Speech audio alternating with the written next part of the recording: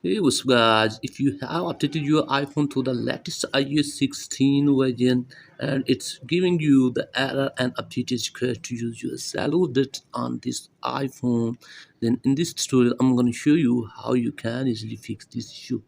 So the very first thing what you need to do is just go back to your home screen and you have to launch your Settings app on your device, and here is the airplane mode. So what you need to do is just enable this and turn off your device at least for the 60 seconds, and then turn back on and turn off your airplane mode, and hopefully after this your problem will be fixed.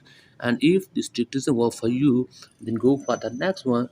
For that, what you need to do is just you have to force restart your device by press and holding the combination of the keys according to your iPhone model, and after this check whether the problem has been fixed or not.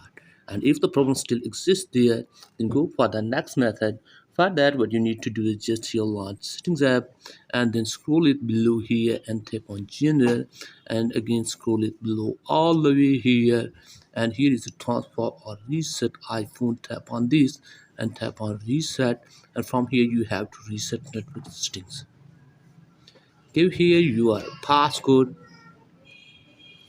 and then tap here on reset network settings to confirm the process. This will delete all network settings into factory defaults, and after this hopefully your problem will be fixed. And if this trick also doesn't work for you, then go for the next one. For that, what you need to do is just here again launch Settings app on your device, and then here in the settings menu what you need to do is just scroll it below here and tap on General and tap on About. And if here any career update settings is available, you have to update your device and check whether the problem has been fixed or not.